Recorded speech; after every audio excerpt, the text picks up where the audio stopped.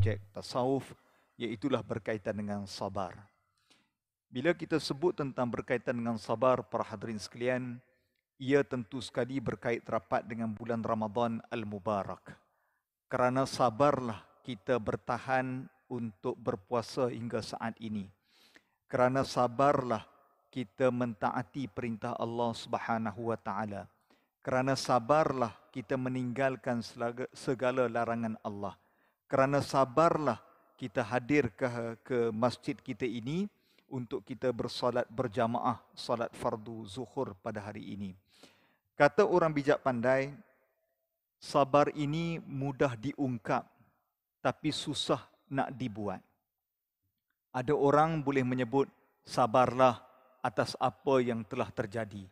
Tapi belum tentu dia boleh sabar jika musibah itu menerima dirinya. Ada orang boleh memberi nasihat kepada orang lain, sabarlah menghadapi situasi ini.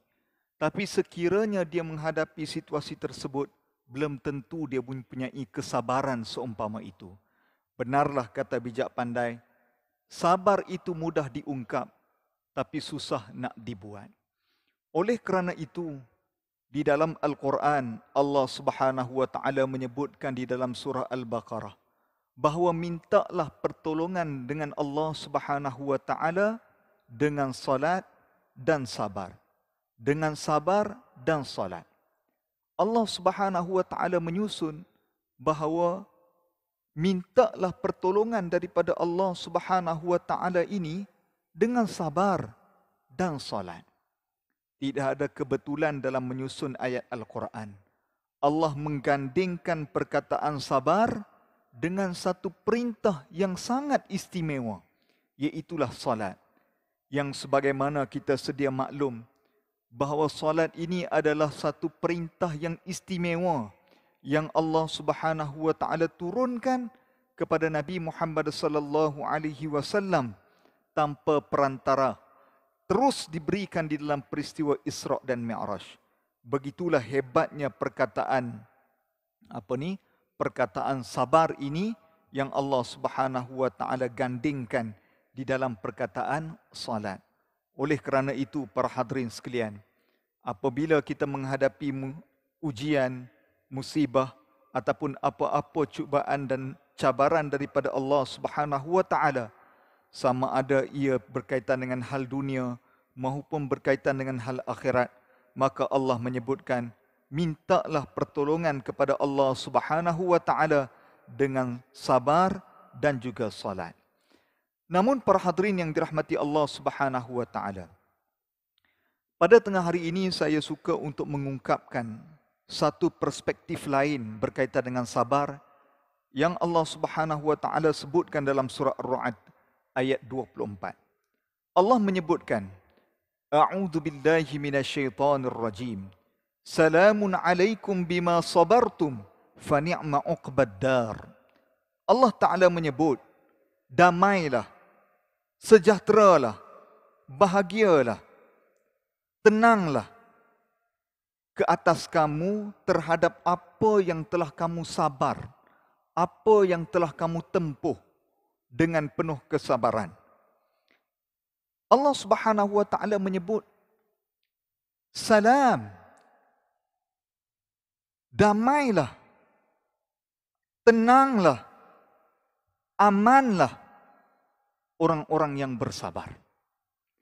Orang-orang yang bersabar ini Allah Ta'ala limpahkan dia satu perasaan.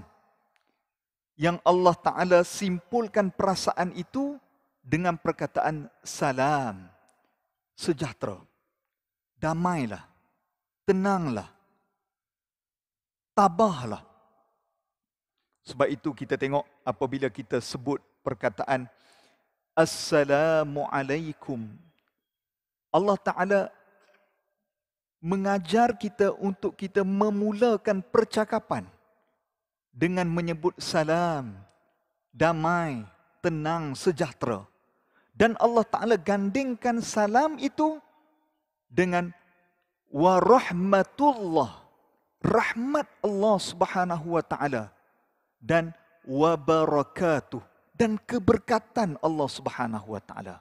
Tengok, Allah Ta'ala gandingkan perkataan salam dengan rahmat Allah dan berkat Allah Subhanahu wa Ta'ala. Sebab apa tuan-tuan sekalian? Rahmat dan keberkatan ini tak boleh kita dapat secara automatik. Dia mesti datang dengan bagaimana kita mencari keberkatan itu. Contoh dalam bab makan, tuan-tuan sekalian. Jabatan Kemajuan Islam Malaysia JAKIM boleh bagi sijil halal. Tapi JAKIM tak boleh bagi sijil berkat. Halal makan boleh kita dapat. Disediakan oleh banyak pengusaha premis restoran. Tapi pengusaha premis restoran tak boleh bagi berkatnya makanan itu. Berkat ni kita kena cari. Sebab itu kadang-kadang kita pelik tuan-tuan sekalian. Ada orang dia makan serupa macam kita makan. Tapi dia tak ada penyakit macam kita ada penyakit. Contohnya orang kampung lah tuan-tuan sekalian. Tok orang kampung. Ada orang kampung umur 83 tahun tuan sekalian. Sakit jantung tak ada, kencing manis tak ada, darah tinggi tak ada, kolesterol tak ada. Tengok cara dia makan daging tuan-tuan sekalian. Oi, lebih banyak daripada kita. Daripada tanduk sampailah ke tapak kaki. Semua boleh dibuat sup. Makan macam kita makan. Bahkan lebih lagi. Tapi heran. Satu penyakit pun tak ada. Kita ni ya Allah jaga makan tuan-tuan sekalian. Jaga sungguh. Tapi bila cek tekanan darah, Allah naik pula. Nak fikir makan daging, kawal dah. Sebab itu tuan-tuan sekalian. Ada orang dia kawal makan. Exercise pula. Dapat juga penyakit. Pening tuan-tuan sekalian. Ada satu makhluk tuan-tuan sekalian atas bumi ini. Paling kuat senaman. Satu namanya Arnab.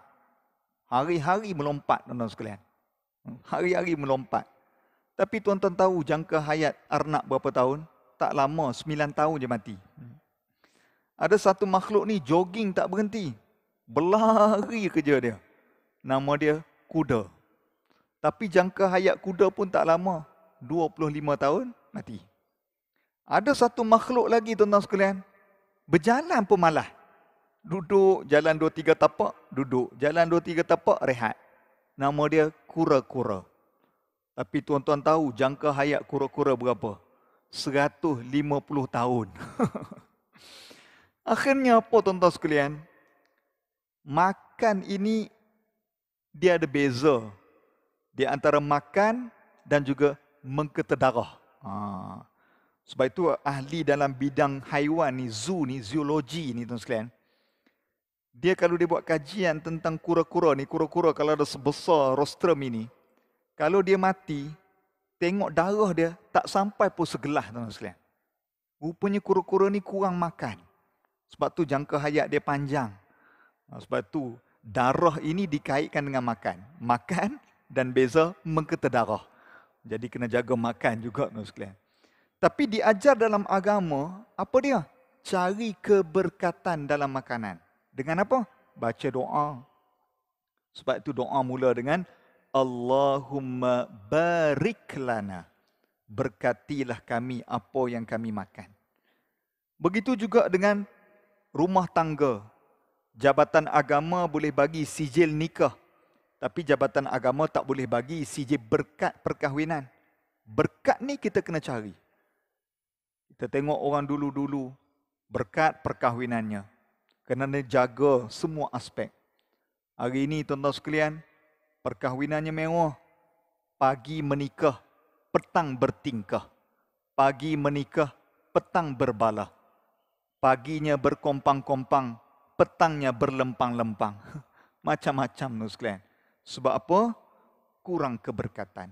Sebab itu agama suruh cari dengan cara apa? Doa yang kita selalu ucapkan kepada perkahwin. Orang berkahwin. Barakallahu lakuma. Berkatilah pasangan mempelai. Disuruh berkat.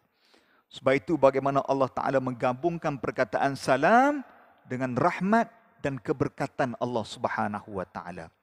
Dan Allah Ta'ala menyebut bahawa Salamun alaikum bima sabartum. Bila perkataan sabar, Allah guna perkataan past tense. Telah berlaku, sabartum. Bermaksud tenanglah, damailah orang yang telah menempuh kesabaran. Allah Subhanahu wa taala akan bagi ketenangan, kesabaran, kedamaian kepada orang yang sudah menempuh kesabaran. Waktu mula-mula kita suruh orang sabar, dia tak rasa lagi. Tapi apabila kita boleh bersabar, Allah bagi damai hati kita. Sebab itu kita lihat, ada beberapa orang yang kadang-kadang kita lihat bermacam-macam ujian dia tempuh. Kata pepatah Melayu, sudah jatuh ditimpa tangga. Jadi macam ni, bercerai, anak pula jatuh macam ni, jadi pula macam ni. Tapi kita nampak dia boleh melalui cabaran itu kerana Allah campakkan ketenangan dan kedamaian. Walaupun kurang, tapi tak serabut. Ada orang penuh dengan kenikmatan, tapi otak serabut. Apa tu? Buat meja, buat perabot. Serabut kepala, hati serabut. Serabut. Kerana apa? Tak ada ketenangan. Sebab itu Allah Ta'ala menyebut di dalam surah Ra'd ini bahawa Allah memberi jaminan kepada orang yang sabartum, yang menempuh kesabaran. Allah beri kepada dia kedamaian, salamun. Yang ketiga para hadirin sekalian, di dalam ayat ini Allah Ta'ala menyebut selepas salamun alaikum bima sabartum fa ni'ma uqbad dar. Fa ni'ma uqbad dar. Maka Allah Subhanahu wa taala akan memberi kesudahan yang baik. Kata ulama tafsir, ketenangan di dalam ayat ini, kata ulama tafsir antaranya Ibnu Katsir, kepada orang yang sabar ini, sabartum ini, mereka-mereka yang menempuh kesabaran, Allah bagi dua nikmat. Pertama yang saya sebut tadi, salamun, ketenangan atas dunia. Yang kedua, fa ni'ma uqbad dar, dia akan dapat nikmat di dalam akhirat nanti. Kata ulama, itulah maksudnya tempat yang dilimpahi dengan nikmat sebagai balasan, iaitulah syurga Allah Subhanahu wa taala. Orang yang sabar, Allah bagi dua kenikmatan. Satu, damailah, tenang atas dunia. Yang kedua, uqbad dar, fa ni'ma uqbad dar, iaitulah dia akan dapat negeri yang paling nikmat di akhirat nanti, iaitulah syurga Allah Subhanahu wa taala. Oleh kerana itu para hadirin sekalian, puasa ini mengajar kita menjadi orang yang bersabar. Di tengah-tengah kita berpuasa, datang macam-macam ujian, antaranya ada orang cari pasal tengah-tengah kita berpuasa. Duk tengah puasa elok-elok ni, ada yang main ni cuba cari pasal dengan kita. Sama ada dia marah kita, sama ada main tayang apa ni. Kadang-kadang nakal juga kawan-kawan ni. Duk tengah hari ni tuan-tuan sekalian, dia hantar WhatsApp Bandung meleleh tuan-tuan sekalian. Kadang-kadang nakal juga kawan-kawan ni. Dia hantar tuan-tuan sekalian gambar apa dia? Roti John 3 lapis ke, macam-macam. Ada saja yang cuba cari pasal dengan kita. Maka kita kena sabar. Kena sabar. Sama ada dia cari pasal ataupun tak ada pasal apa-apa, maka disuruh kepada kita untuk bersabar. Kata bijak pandai, sabar ini banyak rahsia yang terkandung. Sabar bukan bermaksud kita tidak kuat, tetapi sabar bermaksud beyond everything, melebihi segala-galanya. Imam Al-Ghazali mengatakan, sabar itu adalah kebijaksanaan. Orang yang bersabar, dia adalah orang yang bijak. Orang yang tidak sabar, walaupun meluahkan kata-katanya, pada fikirnya dia bijak, tetapi dia bukan orang yang bijak, tetapi orang yang melulu dalam menuturkan kata-kata. Tetapi orang yang bijak adalah orang yang bersabar, orang yang berfikir dengan tenang, orang yang membuat keputusan dengan waras, orang yang menentukan sesuatu perkara dalam pertimbangan akal dan juga iman. Oleh itu para hadirin yang dirahmati Allah Subhanahu wa taala, dalam tempoh 2 minit terakhir ini, marilah sama-sama kita meningkatkan satu sifat yang disebut di dalam agama, bahkan Allah Ta'ala menyebut innallaha ma'as sabirin. Allah bersama dengan orang-orang yang sabar. Apa juga ujian yang menimpa kepada kita, maka kita berfikirlah bahawa ujian ini sebenarnya untuk memberi ketenangan dan nikmat yang besar kepada kita.